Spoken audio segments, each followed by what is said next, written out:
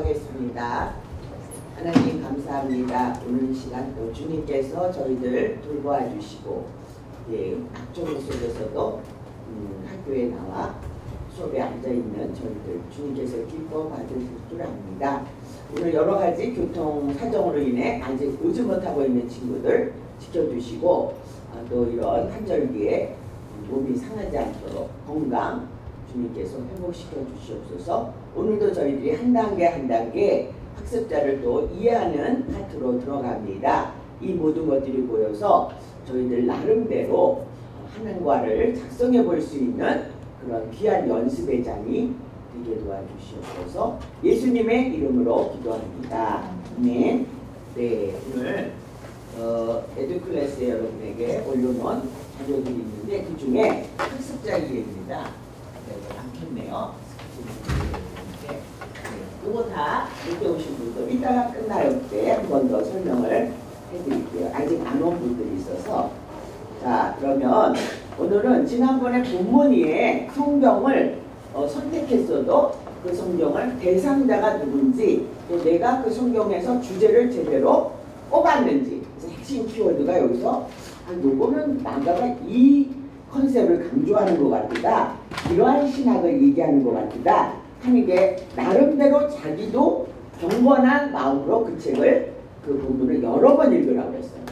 그것만 읽어갖고는 안 돼요. 자기가 어떤 정보도 모르고, 그죠? 성서 신학을 연구한 사람도 아니니까 미리 연구하신 우리 주석들 있죠? 학자들의 도움을 빌어야죠.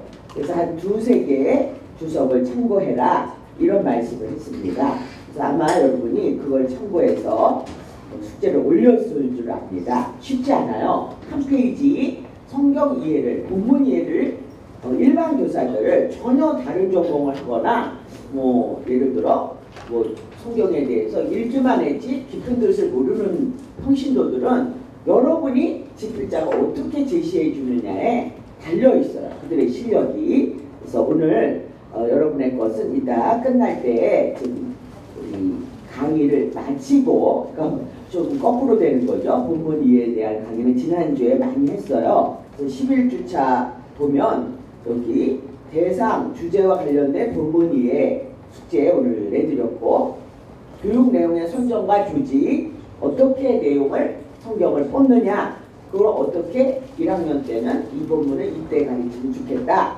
고등학교 때 이 본문이 이런 식으로 변형돼서 가르쳤으면 좋겠다 하는 식으로 오르가니제이션을 해야 되는 원칙도 있고요.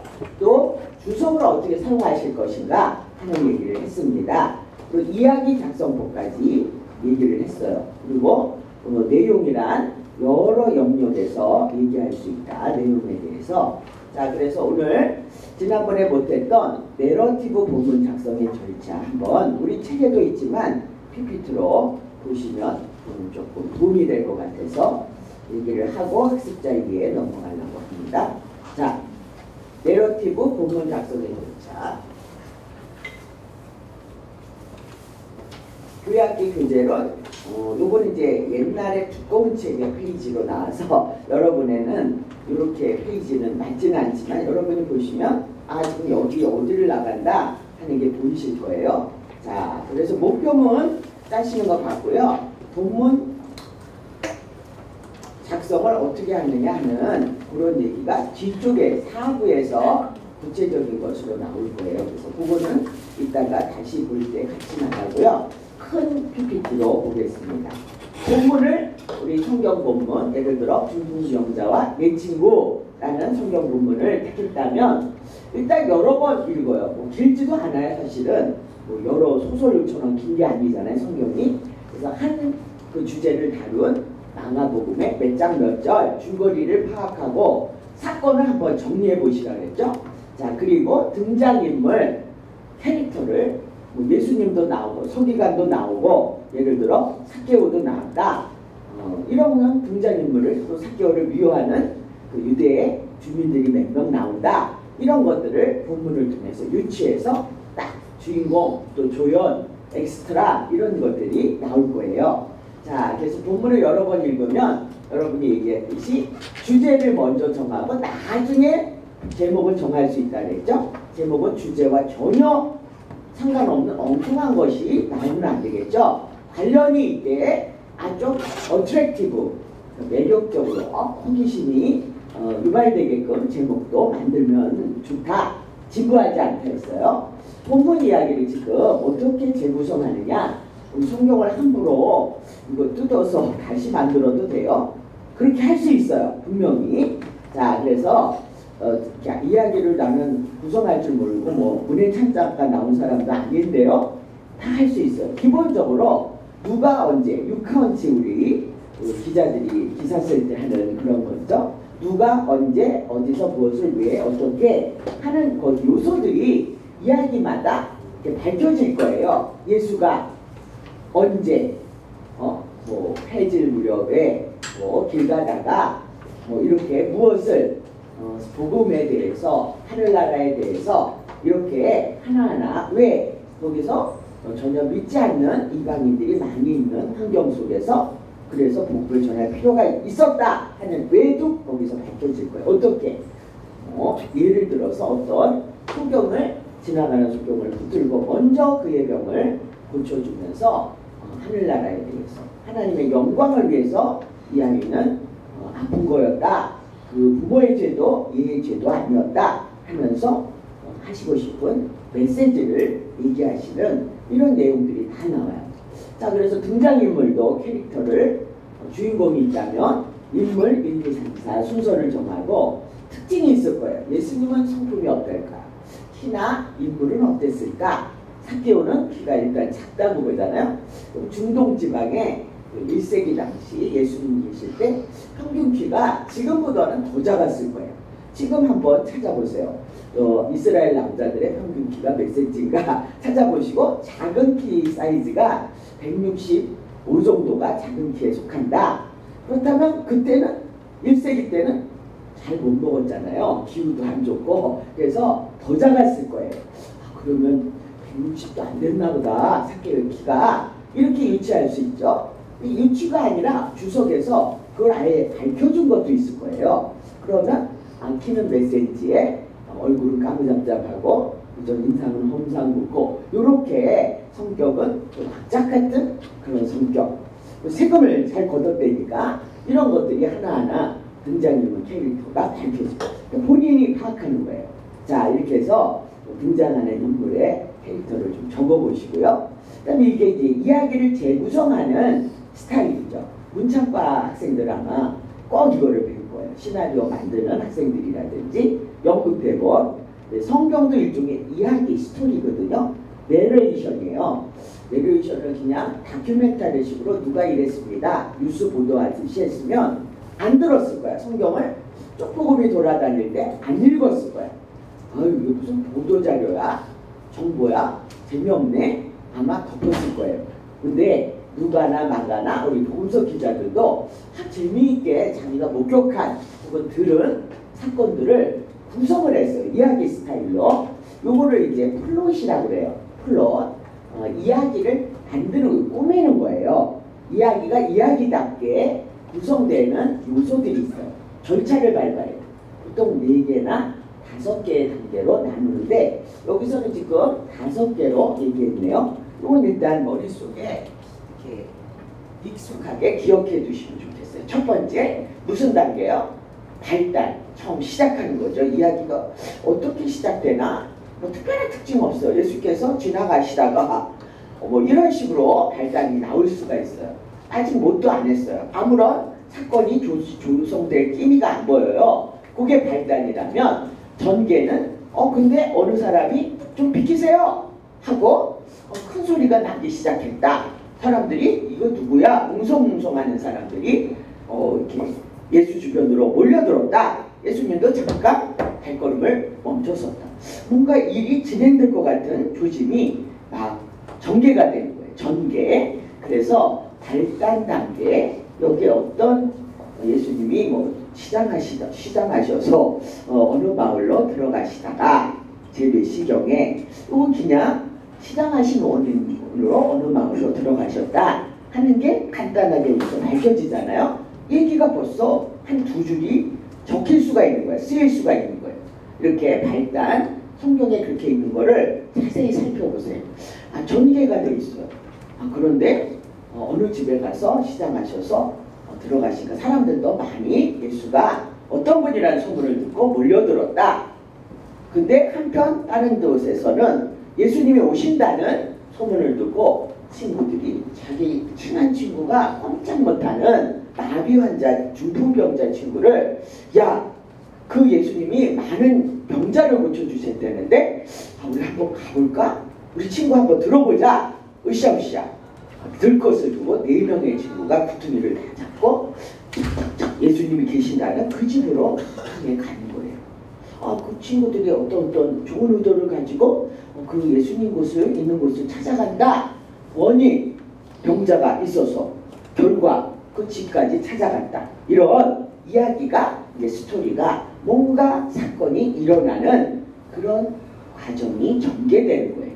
건수가 생긴 거죠. 뭔가 스토리에 건수가 생겼어요. 잡혔어요. 요건 좀 배경 정도, 그 환경 정도, 시츄에이션 정도를 표현하는 묘사하는 부분이라면 어떤 사건이 여기서 이제 시작되는 거예요. 근데 그것으로 끝나지 않아요. 근데 이 집은 이스라엘의 유대의 집은 사막 기후라서 지붕이 이렇게 납작하게 평평하게 돼 있어. 근데 그 지붕에 그 집 안으로 들어가는 이렇게 창문 같은 문이 위에 오히려 뚫려 있어. 옆에 창문이 나는 우리나라 가옥과는 다른 사막 기후라서 그런 가옥 형태야. 그런데 사람들이 너무 많아서 어떻게 그 집 안으로 들어갈 수가, 문으로는 들어갈 수가 없어. 정문으로는 위기죠. 왜 그래? 사람들이 너무 많아서 원인이죠. 그래서 어떻게 하기로 할까? 이거 꼼짝 못했네 우리. 그러면 이거 여태까지 우리가 애써서 좋은 뜻을 가지고 이 친구를 데려왔는데 예수도 못 만나는 거 아니야? 막 고민하는 장면이 여기서 펼쳐지는 거예요. 성경에는 한 줄 짧게 썼더라도 여러분은 그 장면을 상상해 보세요. 이미지네이션이 아마 학습자에게 많은 영향력을 줄 거예요. 그래서 우리도 그냥 문자로만 성경을 봤는데 그걸 상상해 보니까 가옥 구조가 그런지 우리는 몰랐는데 선생님이 그런 거 조사를 다 하셨네. 그래요?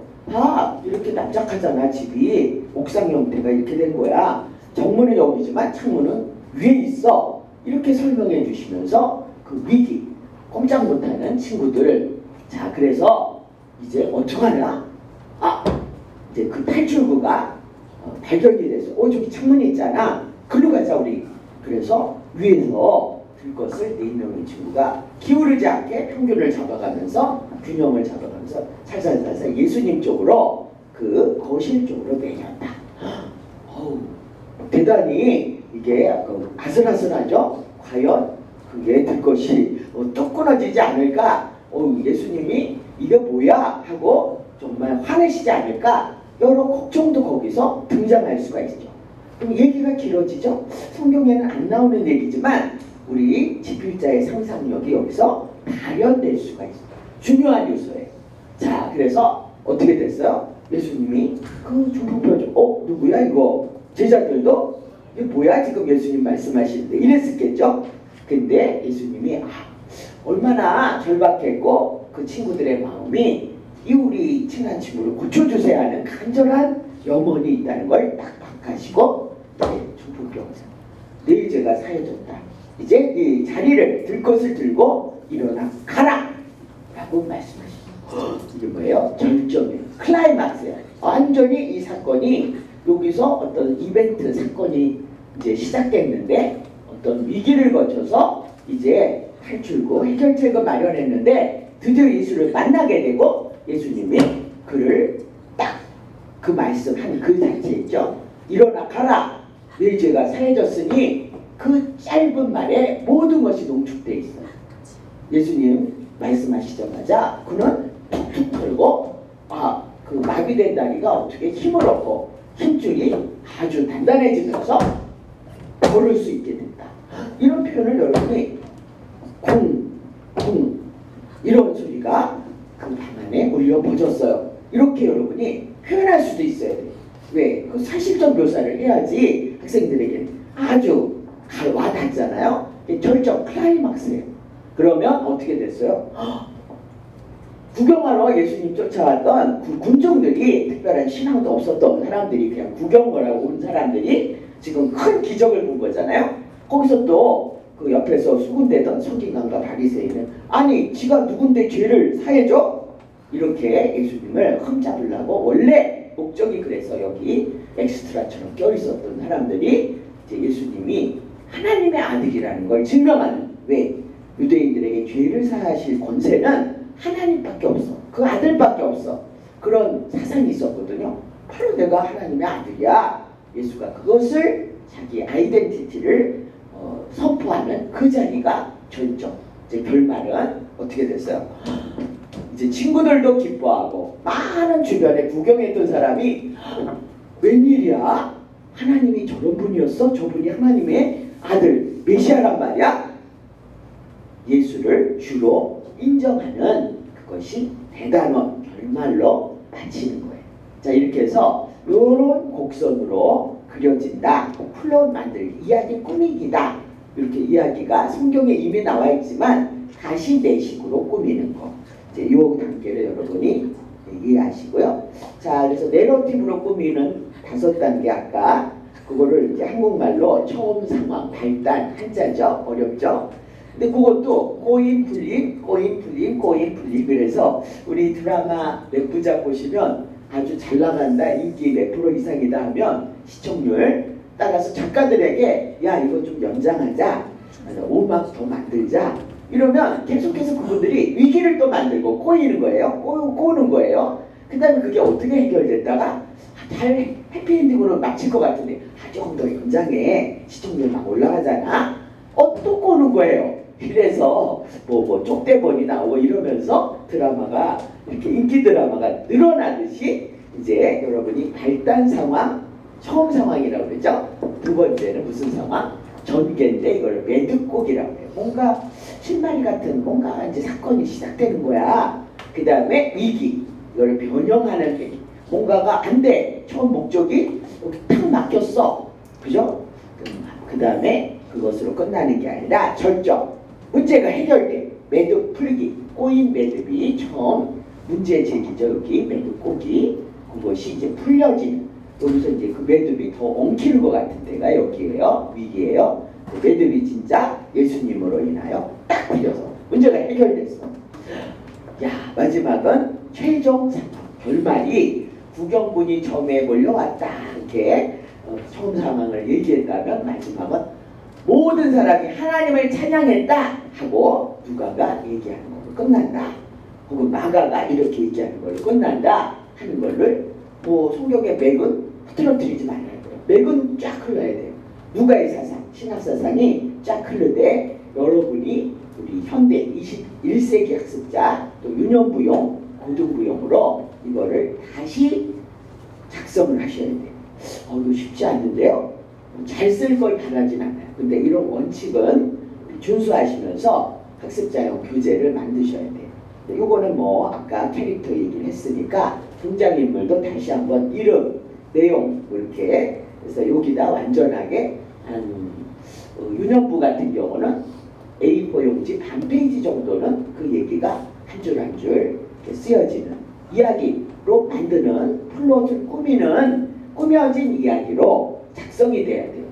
근데 성경 이야기랑 똑같을 수가 없어요. 이거는 어른용 텍스트예요. 어른이 읽는, 그죠? 근데 여러분은 학습자용 텍스트로 만드셔야 되거든요. 본문을. 이 작업이 이제 있어야 된다는 거. 자, 그래서 우리 오늘 2가지를 다 해야 돼서 빨리 나가야 되네요. 자, 여러분 학습자 이해를 오늘 해야 합니다. 왜? 여러분이 고등부, 중등부 나름대로 선택하셨어요. 그래서 그것에 대해서 이 파트에 여러분 책에 몇 페이지에 나오죠? 학습자의 성장 발달 이해 한번 봅시다. 80, 책 보시죠. 85페이지입니다. 학습자의 성장 발달과 변화에 따른 교육과정. 그래서 아이들을 이해해야 되는데 이걸 다 다루기엔 너무 시간이 없어서 여러분이 여기 청년부 파트라면 청년부는 어떤 생각이 있고 영적으로는 어떤 단계이고 신체적인 발달은 어느 수준에 와 있고 심리적인 고민거리를 보고 이런 걸 학자별로 소개한 걸 좀 자세히 읽으시고 오늘 전체적으로 한번 이런 학자는 학습자에 대해서 발달론자라고 그래요. 이 사람들 왜? 머리가 자라고 키가 자라고 좀 발달해 가면서 생각도 바뀌고 생각이 좀 더 넓고 성숙해지는 거죠. 그 다음에 어떤 단계도 있더라. 딱 도약하는 다른 차원으로 진입하는 단계도 있더라 하고 얘기한 학자들을 모아놓은 거예요. 자, 성경에도 그랬죠. 인간은 어렸을 때는 바울이 그랬어. 내가 어렸을 때 자기 생각하고 말하는 게 어린아이 같지만 이제 장성한 사람이 돼서는 어린아이를 버렸노라. 고린도전서에서 말씀했어요. 자, 그리고 어떤 거는 딱딱한 거는 애들은 그걸 못 짚는다. 소화가 안 된다. 이제 이런 그래서 그 적합한 눈높이에 맞는 교육을 해야 된다는 말씀도 성경에 나와요. 자, 그래서 성장하는 아이들 발달론자라고 여기 써있죠. 이 학자들이 다 발달을 얘기했어요. 요런 단계를 따라 인간은 성장한다. 자, 인지발달, 머리, 이해, 깨닫는 거에 대한 이야기를 피아제가 해서 이건 뭐 유아교육과나 기독교 교육과 다른 수업, 심리학 수업에서도 많이 들었을 거예요. 깐난이 아기 때는 언어로 세상을 이해하지 않아요. 기어가다가 딱 부딪혀서 아야! 엄마가 또 그러셔요. 자기도 고통이 느껴져요. 막 울어요. 이렇게 딱딱한 거는 건드리면 아픈 거야. 아프지? 말도 못하는 3개월짜리 아이가 옹알이를 하면서 엄마가 아파하니까 이게 아프다는 고통의 느낌이 이 소리, 이 단어와 연결되는 그래서 감각으로 이런 게 아프다. 그죠? 세상을 감각으로 알아요. 다림이 뜨거워. 애비 막 이래요. 거기 가지 말라고. 근데 어쩌다가 손가락을 쫙 댔어. 뜨거우면서 이제 애가 소설하쳐요. 그러면서 감각으로 이 세상 뜨거운 것도 있구나. 이제 이런 거를 배우는 거죠. 말로 배우는 게 아니에요. 단지 어른이 옆에서 말을 해주죠. 단순한 단어로. 애비 하면 이제는 대림 쪽으로 안 가겠죠, 아이가. 이제 2살부터 조금 이제 머리에 뇌가 조금 더 꼬불꼬불해지겠죠. 인지 발달이니까. 그래서 요 유치원 들어가기, 유치원 때까지는 전조작이라고 해서 요 한자만 얘기해 줄 거예요. 조작, 머리를 굴린다. 저는 이제 쉽게 표현하거든요. 머리를 앞뒤를 맞추는데 얘가 거짓말하는 줄 알아. 엄마가 나 오늘 큰 젖소 봤다? 이제 애가 그러는 거예요. 엄마, 나 할머니랑 오늘 나갔는데 강촌마을 공원에서 큰 젖소 봤다? 이렇게 애가 얘기하는 거예요. 야, 젖소가 어떻게 공원에 나오니? 엄마가 거짓말하지 마! 이러는 거예요. 근데 사실 얘는 젖소라는 걸 동화에서 봤는데 우리 집 강아지가 하얗고 까맣거든요. 바둑이거든요. 요만한 강아지를 제가 산책하고 끌고 갔더니 젖소다! 이러더라고요. 꼬마가 2살도 안 되니까. 그래서 어머, 제가 지금 요 단계에 있구나 내가 딱 파악했어요. 저는 이론, 실제 이걸 잘 연결시키거든요. 그때마다. 그러니까 엄마가 거짓말하지 마. 이건 엄마가 틀린 거예요. 걔는 거짓말한 게 아니야. 이렇게 머리를 굴릴 줄 몰라. 그죠? 조작을 할 수, 앞뒤를 맞춰서 조작할 수 있는 그런 나이 이전 단계, 전이라고 했죠. 이전. 자, 그런 단계의 아이들은 이런 생각을 한다. 그래서 당근도 이게 그림을 이렇게 도화지에다 당근, 거기다 옷도 입혀주고 빨간 다홍색을 칠해놓고 당근이다.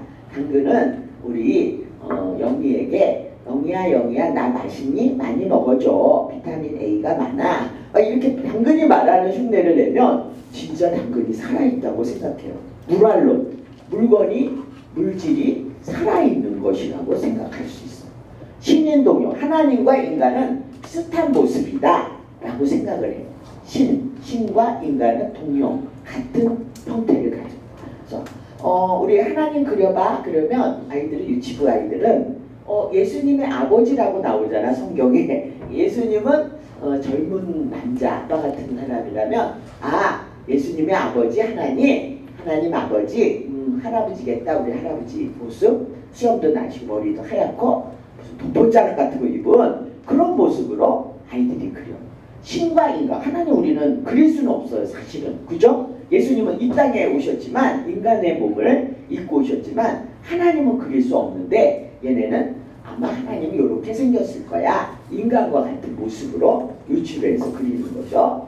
자, 구체적 조작. 초등학교에 들어가면 앞뒤를 맞춰 조작은 하는데 그냥 구체적으로 단순한 것밖에 못 맞춰.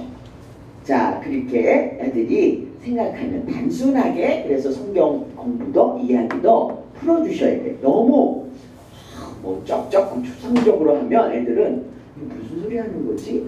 성경이 이렇게 어려워? 이럴 거예요. 아까 성경 이야기식, 스토리식을 좀 단순하고 구체적인, 바람이 살랑살랑 불어왔어요. 이렇게 환경 묘사도 막 해주면 아이들은 너무 구체적이고 쉽고 단순하니까 딱 와닿는 거예요. 자, 형식적 조작기가 이제 거의 이제 중학교 들어갈 때, 초등학교 고학년부터 이제 구원, 배속, 이런 어려운 추상적인 용어, 개념 같은 거를 이해할 수 있는 나이라고 그래요. 그죠? 대소개주. 대소개주 너무 어려운데 유년부에는 절대 이해가 안 돼. 설명을 구체적으로 풀어주지 않으면 이해가 안 돼요. 근데 이런 응축대 콘서트도 중학교 이상이면 그 머리가 꼬불꼬불 뇌 세포가 많이 이렇게 작용을 해서 세상을 이렇게 보고 이것저것 과거의 것과 연결시켜서 추상적인 생각, 어려운 비유의 이야기, 그죠? 상징은 겉모습은 십자가인데 그 의미가 그 속 안에 있잖아요. 우리를, 인간을, 죄를 다 뒤집어 쓰고 그 십자가에서 돌아가신 예수님, 근데 더 이상 예수는 없다. 하나님 나라에 가셨다. 부활하셨다. 이 의미가 다 담긴 그 상징의 의미까지도 이해할 수 있는 아이가 이 형식적 조작기, 즉 추상적 조작기의 아이다. 머리를 이제 돌리는데 구체적으로 설명 안 하고 쩍쩍하고 턱턱 던져도 뭐 선분답하듯이 해도 딱 알아듣는 그 나이가 있다. 이 나이다. 이렇게 보시면 되겠습니다. 자, 골드만이라는 성공의 신부님은 피아제가 연구한 거를 종교교육, 기독교 교육에 적용시켰어. 그래서 이름을 직관적 종교적 사각이 딱, 그죠? 그 느낌으로 하는 거야. 그러니까 분위기, 예배 분위기, 유치부 같은 경우는 그런 분위기를 좀 사랑스럽고 행복해 보이고 따뜻하고 그런 쾌적한 분위기로 꾸미면 아이들은 신비가 괜히 경건해지고 이러면서 교회에서 떠들면 안 되겠구나 이런 걸 느끼는 그런 나이라는 거죠. 그래서 주관적으로 종교적 생각을 하는 나이다.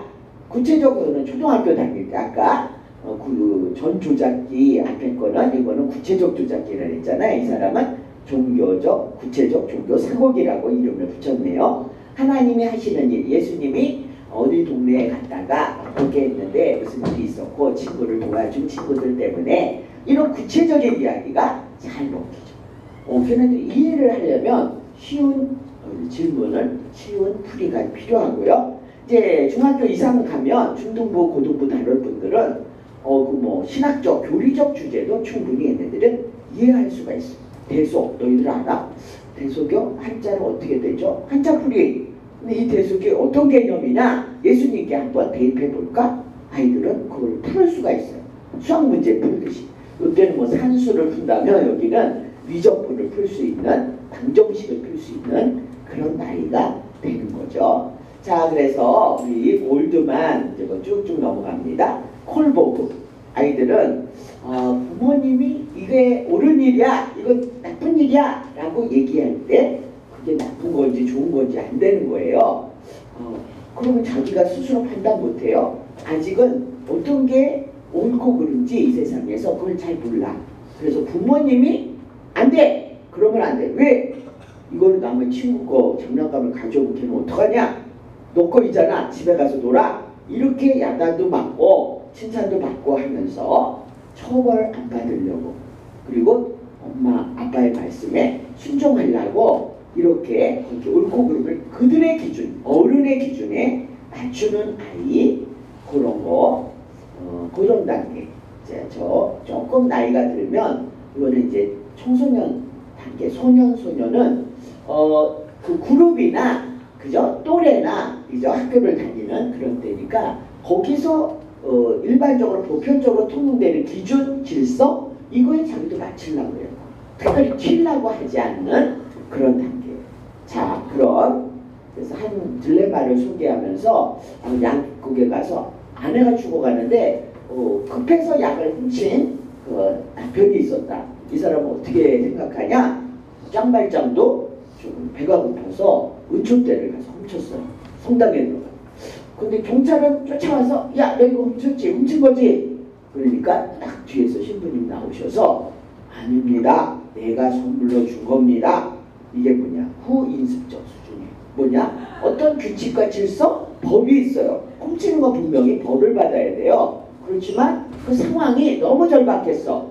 아내가 이제 죽어가. 빨리 약을 먹이자는 죽어. 난 돈은 없어. 그래서 할 수 없이 약국에서 약을 훔쳤어요. 하는 딜레마에서 사람들은 생명이 더 귀중하죠. 이해합니다.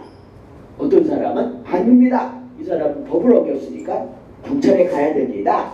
이것처럼 여기 후인수조는 좀 그 보편성을 뛰어넘는 거죠. 기준을 초월하는 그렇지 않을 수도 기준이 법도 무시될 수가 있어. 어떤 경우에는 법을 뛰어넘을 수 있어. 왜? 생명이 더 귀중하니까 이렇게 판단할 수 있는 나이는 청소년은 안 된다고 그래요. 잘 안 된다. 자, 그 후인수적 수준은 20세 이상이라고 여기 소개했네요. 보편적인 이건 아주 성자, 성인 성자 같은 분들은 저런 사람도 용서해? 예수님 같은 분이죠. 간디 같은 사람, 베레사 수녀 같은 사람, 정말 자기네한테 잘못한 사람을 위해서 어떻게 저렇게 희생을 했지? 베레사 수녀는 이런 식으로 보편적 윤리적, 다 인간인데요. 모두 다 사랑해야죠. 이런 정신이 있는 고차원의 단계. 하지만 여러분은 뭐 고등부까지는 대부분 인습적 단계니까 아이들이 어떤 것을 중요시 여기나 규칙 그런 거 있죠? 규칙을 다루는 성경 본문 이런 것들은 어떤 게 있을까? 그죠? 규칙을 어겼을 때 구약에는 많이 거기에 대한 대가를 받았죠. 어떻게 보면 그런 게 또 잘 먹힐 수 있죠. 자, 그래서 그 다음에는 뭐 다른 타올러라고 신앙 발달. 그래서 신앙도 아까 직관적 사고기라고 우리 종교 사고 골드만도 얘기했는데 이게 어렸을 때는 직관적, 투영적 신앙 단계. 그 다음에 신앙 문자 그대로 성경 있는 대로 하나님이 천지를 6일 만에 창조하시고 진짜 하루 이틀 3일 그걸로 창조하지를 않아. 유년부 아이들은 문자적으로 생각해. 그 단계라서 그렇다는 거죠. 종합적, 인습적 상황. 아까 청소년기는 그냥 법과 질서에서 정해준 우리 반의 룰 거기에 다 따르잖아요. 그래서 왕따 같은 게 생기는 게 요 청소년기예요. 왜? 규범을 어기는 거를 이건 틀린 거야 라고 생각하는 그걸 뛰어넘을 줄 몰라요. 후인습이 아직 안 됐어요. 그냥 늘 해왔던 대로. 그래서 쟤는 좀 특이해. 왜 지각해? 이렇게 그냥 쟤랑 안 놀 거야 하면서 좀 옷을 왜 저런 거 입고 다녀? 우리랑 비슷한 걸 안 입고? 이러면서 왕따를 시키는 게 중고등부 시절에 종합적인 인습적 그 범위에 머물러 있으니까. 자, 마지막으로는 이제 청소년 기가 지나서 청년 또 어른이 돼서 개별적 성찰적 신앙인데 요거는 뭐 굳이 여러분 고등부를 안 다루기까지밖에 안 다루니까 필요가 없을 것 같아요. 하나님이 어떻게 하시든 하나님 마음이지 하는 쪽으로 아주 성숙한 단계로 나가기는 아직 고등부까지 힘드니까요. 자, 5절하는 스위스 분은 하나님 이해 욥의 딜레마. 욥은 참 이해가 안 되는 상황에 처했죠. 그런 걸 얘기해 주면서 아이들에게 질문을 했대요. 그랬더니 그 유년부 아이들 정도는 마술적 하나님은 뿅 나타나서 우리 원더우먼처럼 여기 보니까 하나님은 나쁜 놈들을 그리고 저 나쁜 놈이 타고 가는 비행기도 떨어뜨릴 수 있어. 오늘 무슨 오시다로 일본 부총리인가요? 그 사람이 망언을 또 했대. 아이고 싱가포르에서 북미 회담이 열린다는데 그 평양의 항공기가 가다가 중간에 떨어질 수도 있는데 떨어지면 우리가 그 기사거리도 기사감도 안 된다. 너무 시시해서 이런 식으로 망언을 또 했다고 뉴스에 나오더라고요. 이런 것처럼 아마 그 사람은 머릿속에 에이 저 김정은 나쁜 놈이야. 우리 일본에게 아주 못되게 하고 있어. 좀 떨어졌으면 좋겠다 비행기가. 아마 이런 생각이 유치하게 유년부 같은 하나님은 마술적인 힘을 발휘하신다. 하나님 나 이거 갖고 싶어요. 성탄 크리스마스 때 그러죠. 애들이 밤에 하나님 이거 갖다 주셨으면 좋겠다 막 이런 기도를 하는 그런 단계예요. 근데 이제 중학교 고등학교 되면 여러분 이제 여기잖아요. 기브 앤 테이크 신앙이라고 그래요. 하나님 제가 요번에 시험에서 100점 받고 싶은데요. 하나님 100점 받게 해주시면 제가요 우리 성가대 열심히 할게요. 즉 여기 영어로 돼 있죠. 이게 제일 아주 인상적이게 I give so that you give. 하나님이 이렇게 내가 드릴 테니까 하나님 내가 원하는 거 주세요 하고 주고받는 give and take 신앙 단계가 이 중고등부 단계라고 해요. 그걸 뛰어넘는 하나님 안 주셔도 저는 드리겠습니다. 제가 봉사하겠습니다. 이런 성숙한 신앙 단계는 나가기 힘들다고 그래요. 고등부까지. 그래서 요거 아이들의 어떤 인식도가 있는지를 한번 보시면 되고 나이들은 쪽은 그냥 지금은 안 해도 되겠어요. 나중에 우리 작년도 교육 공부하실 때. 그 다음에 이게 중요한데 비유를 유치부 아이한테 지난주에도 얘기했지만 네 가지 마음밥 특히 네 가지 마음밥이 어려웠죠. 아이들은 새해를 생각하고 유치부는 왜? 선생님이 그걸로 비유를 들어서 설명하셨어. 근데 성경도 비유에 대한 그 이미지 얘기가 한 부분 나오면 바로 뒤에 해석이 나와요. 거기에 그 의미를 설명하는 게 나오거든요. 그쵸? 좋은 밭에 떨어졌다는 건 말씀을 잘 받아들이고 그걸 실천하는 그런 사람이다. 이렇게 예수님은 비유를 하셨는데 이거를 그냥 유치부 아이들은 듣고 무슨 밭이 있었구나. 하나는 막 가시가 돋아서 씨가 싹이 안 텄대. 거기서 끝나는 거예요.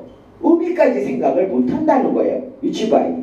그러니까 유치부 아이들에게 비유를 가르치기 너무 어렵다. 이거는 너희는 알아들을 만한 사람만한 알아들으라고 내가 비유로 얘기한다. 예수님도 그렇게 얘기하셨어요. 어떤 부분에서는. 자, 그래서 이런 단계에 역설적인 거나 그 비유의 속의미 이거는 중학교 이상 12세 이상 정도가 의미를 이해한다.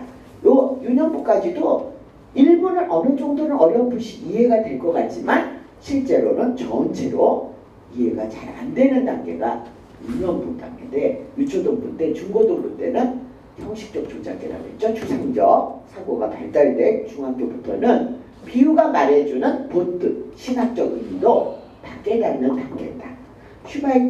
프레드리히 슈바이처라고 독일 우리 기독교 교육학자 여기 마술적이며 흥령전기 유치부는 동물을 보고 아까 당근도 살아있다고 생각하고 그래서 캐릭터 많이 등장시키죠. 성경학교 때 캐릭터가 막 악수하면 선생님 목소리 알면서도 마치 토끼가 나한테 얘기하는 걸로 착각하는 마술적이고 성스러운 그런 걸로 상징을 이해한다. 문자적으로 유년부 아이들은 신인동용론죠. 아까도 나왔었죠. 자, 문자적으로 성경을 해서 6일 동안 창조하셨어. 그대로 하루 둘째 세 번째 이렇게 하는 거죠. 청소년기는 나름대로 그 십자가의 의미가 뭔지를 깨닫는 그런 중고등부는 그래도 많이 가르칠만 해요. 교리적인 거, 신학적인 거를. 유초등부는 좀 설명하는 식으로 구체화시켜줄 필요가 있다는 거. 뒤에 거는 이제 넘어가고. 이제 이상의 발달론자들의 관점. 벌써 7사람 소개했는데 여러분이 어떤 주제인지 어떤 부분에 따라 어떤 건 도덕 판단, 어떤 거는 무슨 그 인지 발달, 어떤 거는 종교사고 발달, 어떤 건 비유의 이해 이런 걸로 여러분이 한번 학습자를 이해해 보세요. 그 스펙트럼으로, 그 사람의 관점으로. 그래서 어느 상황에나 다 기준이 되는 건 아니에요. 여러분이 아이들이 이런 단계로 발달한다고 학자들이 연구했는데 나도 그런 것 같아 하고 동의하신다면 그것을 인용해서 학습자 이해를 작성할 수 있어요. 자, 학습자 이해를 여러분이 또 쓰셔야 돼. 자, 오늘 숙제가 나갈 거예요. 여기 보면 늦게 오신 분 위해서 한번 스크린 잠깐 올려드리면 지금 4번째 숙제가 나갈 건데요. 3번째 하셨어요. 오늘 올려놓으신 거. 자, 보면 수시평가 4번째 나간 걸로 되어 있네. 일단 봅시다. 학습자 이해 교수 학습 단계 이제 숙제 나갈 거예요. 근데 어떤 거냐면 학습자가 고등부다 내가 택한 성경 본문을 고등부에게 이 주제로 가르치겠다. 벌써 마음속에 정하셨죠? 그 학습자는 어떤 생각을 가지고 있나? 아까 콜보그에게 다 쓸 필요 없어요. 그 중에 고등부만 쓰면 되잖아요. 써도 좋은데 자기가 말하고자 하는 주제에 관련이 있나 어떤 옳고 그름에 관한 본문이라면 콜보그로 쓰면 딱 맞아요. 그 중에 중고등부는 어떤 생각을 갖는다. 이걸 인용해서 요즘의 학생들은 그 친구를 왕따하는 그런 이상한 풍토가 학교 만연해 있다. 이러면서 우리 학습자가 왜 그런 현상이 일어나는지 콜버그는 이렇게 설명했다. 그런데 오늘 성경은 이웃을 사랑하라. 어떤 친구도 차별하지 말라. 이런 성경 주제로 가르칠 것이니까 우리가 이 학생들의 한계를 성경 말씀을 통해서 극복하도록 또 그들이 무엇을 잘못하고 있는가를 하나님 뜻하고는 다른가를 가르칠 필요가 있다. 이러면서 학습자 이해를 쓰셔야 돼요. 교사용 교재에다. 선생님들한테 왜 이 성경을 가르치는지 고등부 아이들은 어떤 상태에 있는지를 가르쳐 주셔야 돼요. 여러분이. 선생님들이 경험이 많으셔도 진짜 이론적으로 어떤 체계적인 관점을 못 가지는 분들이 많거든요. 뭐 사랑은 하시지만 얘네들이 어떤 수준에 있는지 눈높이를 잘 몰라요. 여러분이 그거를 숙제로 오늘 연습을 해보시는데 예를 하나 들어드릴게요. 자, 이거는 이제 어느 공과에 나온 거를 중등부 주제가 흔들리지 않는 믿음, 그냥 컨셉이네. 키워드 다니엘서 6장 1절에서 28절을 본문으로 삼았네요. 자, 내리겠습니다. 조금 키울게요. 좀 잘라서 안 보이고 여러분이. 자, 우리 오늘은 85페이지부터 쭉 나갔고요. 여러분 책으로는. 그래서 어디까지 나갔냐면 97페이지까지 오늘은 지금 우리 강의를 했습니다. 자, 오늘은 예를 하나. 그럼 학습자 이해 어떻게 써요? 숙제 어떻게 합니까? 워크샵.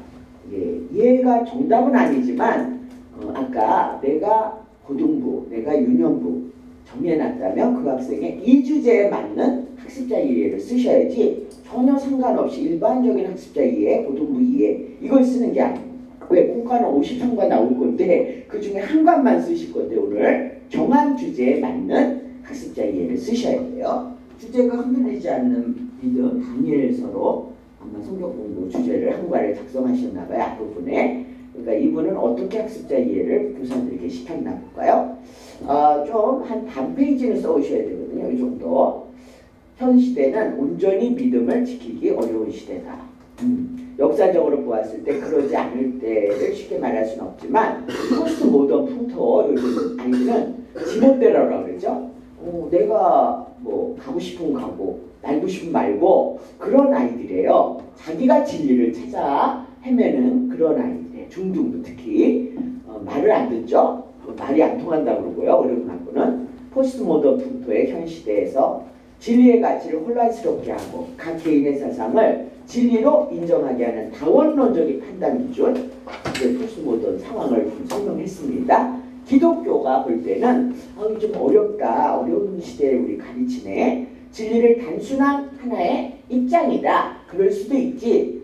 이렇게 포스트 모던이 얘기하고 거기를 사는 학생이 그렇게 받아들인다면 우리가 이거 믿어야 돼 하는 메타 나라티브, 대서사시, 교훈, 메시지, 그죠? 핵심적인 진리를 가르치기가 우리 기독교 입장에서 어렵다. 그 상황이 이렇게 어려워졌다. 이런 배경에서 특히 청소년은 자신의 신앙을 지키는데 왜? 얘는 이런 소리를 하고 어떤 분은 이런 소리를 하니까 혼론이 되는 거예요. 혼란이 되는 거예요. 신앙 지키는데 어렵죠. 청소년은 다소 불안정하죠. 또 상처받기도 쉽죠. 동년배의 수용과 그래서 아까 인습적 신앙 수준이라고 했죠. 그냥 끼리끼리 그 안에 들어가면 행복하고 안전함을 느끼는 거야. 근데 그 안에 못 들어가면 상처받고 이러죠. 소외감 느끼고 왕따를 시켰어요. 애들이 이렇게 되는 게 이때죠. 자, 인정을 원해요. 친구의 행동과 가치에 무조건적인 옳고 그른지도 판단하기보다 남들이 친구들이 다 그렇게 하니까 그냥 그게 옳은 걸로 자기도 동조해요.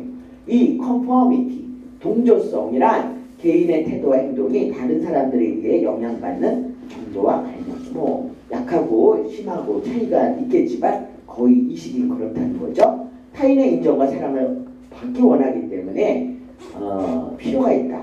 이는 모든 연령 개인과 동일한 특성이지만 청소년기에는 특히 더 이 특성이 두드러진다는 거죠. 자세히 쓰셨네요. 자, 그래서 이러한 성향을 나타낸 청소년은 갈등을 하게 되고 어려워. 아, 어떡하지? 나 가기 싫은데 애들이 다 가는데 나만 빠졌다고? 애들이 왕따시키면 어떠지? 어떡하지?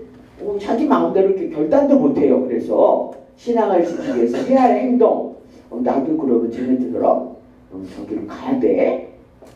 기독교인이 가면 좀 그런데 그런데 이렇게 휩쓸려 갈 수도 있다는 거죠. 자, 이러한 상황들을 신앙의 위기, 우리 성경 다니엘이 그렇게 했잖아요. 그 바벨론에 잡혀가서 얼마나 화려하고 그림직 음식을 먹을 수 있는데도 딱 자기 신앙으로 고집을 했잖아요. 쉽지 않은 결단이죠. 자, 그리고 나중에는 사자굴에까지 집어던져졌죠. 대다수 세속적 선택과 맞서는 선택을 할 수 있는 흔들리지 않는 믿음이 필요하다. 이 성경에서는 이렇게 말씀하는데 대부분 학생들은 그냥 휩쓸리기 좋아하는 인습적 수준에 있다. conformity, 동조하기를 원하고 동조하기를 원하는 이 기본 상태에 가뜩이나 포스트 모던 진리도 이것도 있을 수 있고 누군 이렇게 말하고 누가 말이 맞는 거야? 하나님 말씀은 이거야! 하고 정확하게 누가 뭐래든 따를 수 있는 용기가 필요하다. 그래서 학습자를 이렇게 파악하고 그래서 이런 식으로 우리가 교육의 방향을 잡아야 된다. 이렇게 결론을 맺어주셨네요. 그래서 학습자를 정확하게 중고등학교에서 어떤 그 규칙에 관한 동질감에 벗어나는 거에 두려움을 느낄 수 있는 시기지만 우리 다니엘과 같은 청년은 그럼에도 불구하고 이렇게 믿음을 지켰을 때 하나님이 사자굴에서도 지켜주셨다. 이제 성경에 그게 이제 공부할 때 나오겠죠. 학습자 이해를 이렇게 충분히 쓰셔야 돼요.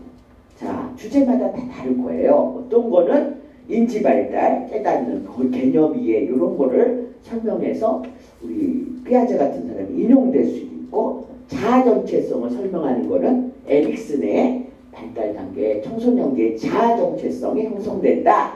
안 되면 이게 마마보이 같은 자아 정체가 유실되면 그런 애가 될 수도 있다. 그런 이론을 여러분이 인용하면서 할 수가 있죠. 학자를 인용하셔도 좋고 어떤 단행본이나 신문기사, 신문에 요즘에 이성교제 하는 아이들이 80%라고 나왔다. 이런 게 있다면 그 신문 몇 월 며칠째 인용하셔서 이 사회적 현상을 학습자 이해로 또 활용하셔도 좋아요. 그래서 학습자 이해의 반 페이지를 2분의 1 페이지 올려놓으시는 게 여러분의 다음 주 과제입니다.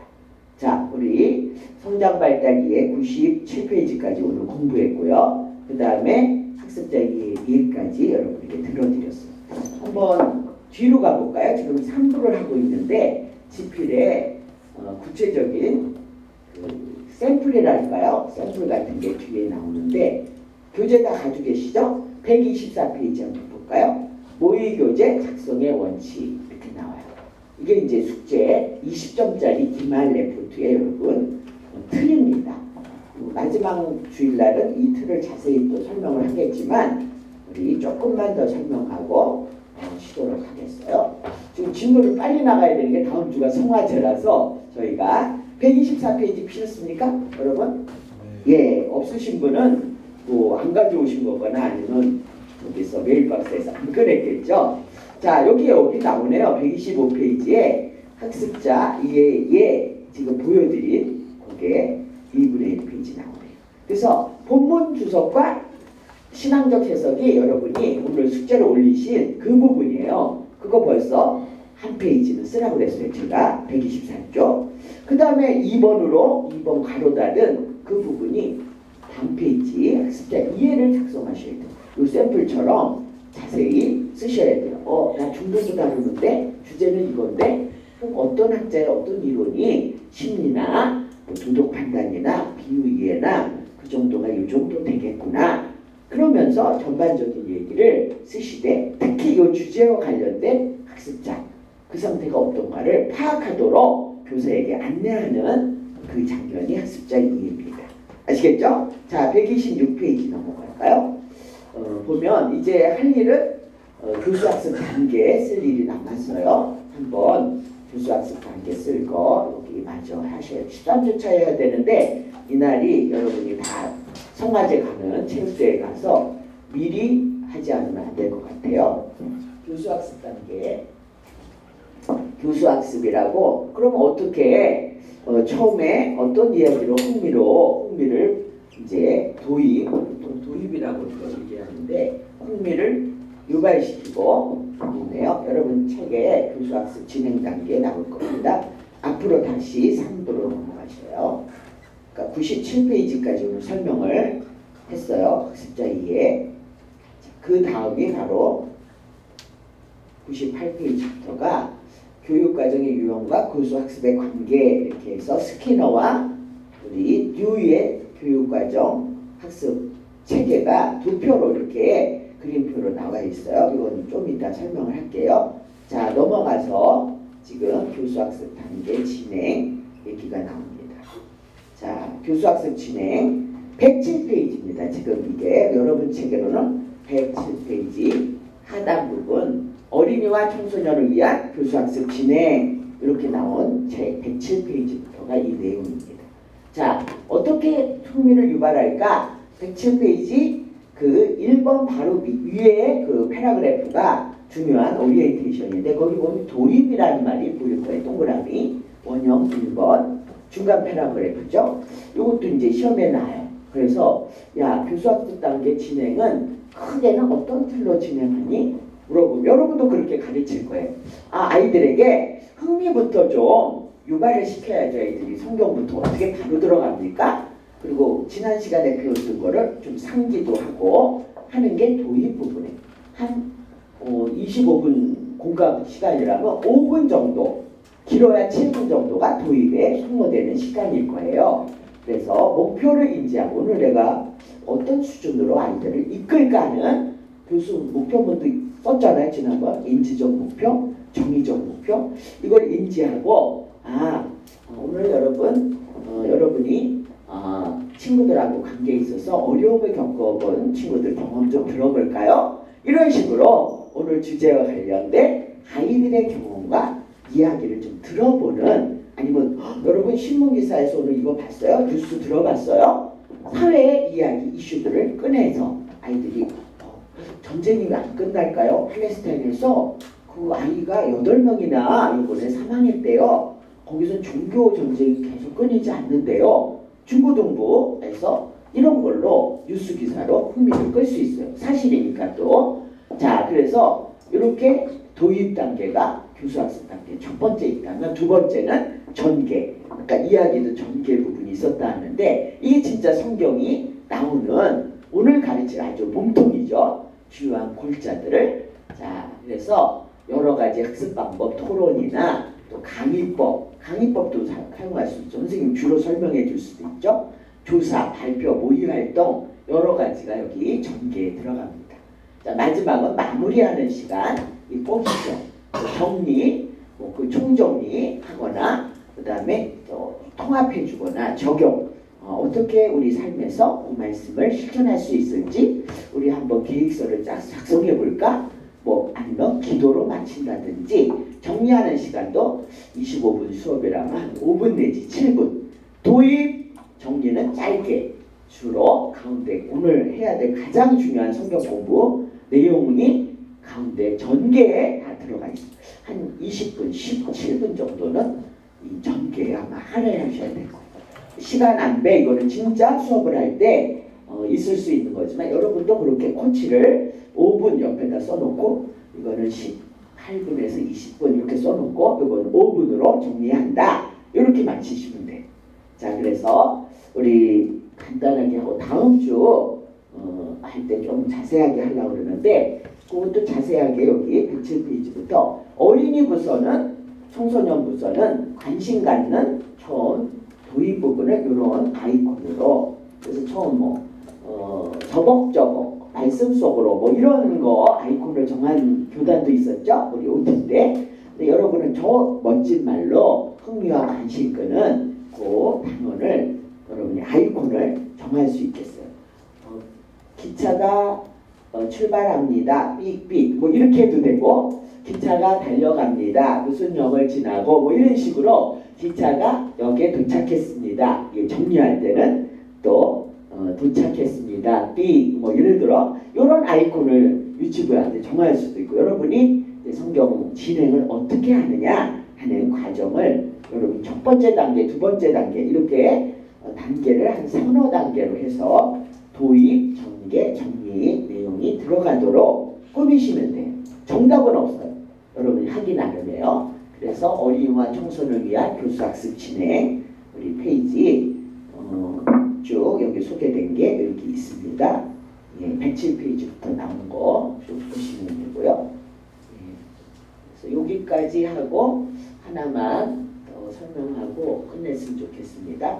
자, 자세한 거는 단계별로 아이들을 유년부면 유년부, 고등부면 고등부의 교수학습 단계를 여러분이 선택하시는데, 가장 보편적인 것이 목표물을 정하고, 여기 그림책에 우리 그림에도 나왔지만 행동주의자라고 교육 목표를 이렇게 세운 스캐너, 자극을 주면 그거에 따른 반응을 한다, 보상을 하면 상을 주면 아이들이 더 열심히 공부한다. 목표를 세운 것을 달성하기 위해서 아이들을 자극 반응 이론에 맞춰서 교육을 시켜야 된다는 행동주의자들은 목표를 먼저 정하고 교육 내용을 그 다음에 순번에 따라, 그 다음에 학생들은, 스튜던트들은 특별히 개별화로 보질 않아요. 걔네가 흥미가 무슨 흥미가 있는지 별로 고려를 안 해요.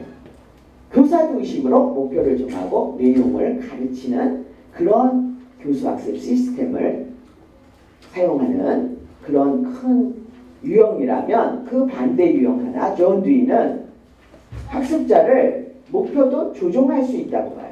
그래서 목표 F가 F-로 이렇게 조정되는, 그리고 학습자는 보시면 S, 스튜던트 S가 S-, S2-가 있어요. 옆에. 이런 아이도 있고 이런 청소년도 있고 이런 청소년도 우리 반에 다 있잖아. 얘네들은 또 관심과 흥미거리가 다 달라. S는 V라는 흥미, S-는 V1이라는 흥미, 이런 걸 고려해서 목표문도 조정돼야 돼. 애들이 그 수준이 너무 높은 공과라 조금 목표문을 낮춰야 되겠어. 이렇게 선생님이 조정하는 그런 순서를 거치는 게 존 듀이식 학습자 중심의 교수학습 체제다. 이런 게 우리 책에 또 소개가 돼 있어서 두 가지 설정을 했습니다. 자, 여러분이 교사 중심으로 교육과정 배우신 분들이 교사 중심으로 교수학습 단계를 강의 위주로 아이들에게 묻고 대답하는 형식으로 딱딱 내용을 잘 이해시키는 방향으로 나가실지 여러분의 선택이에요. 잘못된 건 아니에요. 또 어떤 분은 토론이나 학습자가 경험을 많이 얘기하고 아이들이 진리를 스스로 찾아가도록 이렇게 탐구학습식으로 인도하는 수업을 꾸민다면 이건 좋은 뒤에 경험 중심의 교육과정 유형 이쪽을 선호하는 여러분일 거예요. 어떤 거든 점수 차이는 없어요. 그렇지만 여러분이 나 어떤 식으로 교수학습을 꾸밀까? 주제는 정했는데 학습자도 이렇게 이해했는데, 자, 이렇게 여러분이 정하셔서 교수학습 단계 짜시면 되고요. 자, 다음 주에 할 거를 미리 조금 했습니다. 오늘 본문위에 우리 쉰 다음에 여러분 숙제 올려놓은 거 한번 쫙 보고 검토를 해보려고 합니다. 보니까 38명 중에 우선 교생 나간 분이 좀 있지만 25명만 제출해서 점점 이게 참여도가 줄어들어요. 이것도 2점이거든요. 2점 모이면 뭐 10점이 될 텐데 다음 시간이라도, 또 늦으면 에듀클래스 메뉴에 강의 게시판이라고 있거든요. 거기는 무조건 올라가요. 이것도 1주 더 늦었을걸요. 늦어도 여기다 올려놓으시면 될 겁니다. 자, 오늘 이것으로 강의를 마치겠습니다. 박수로 마치겠습니다. 감사합니다.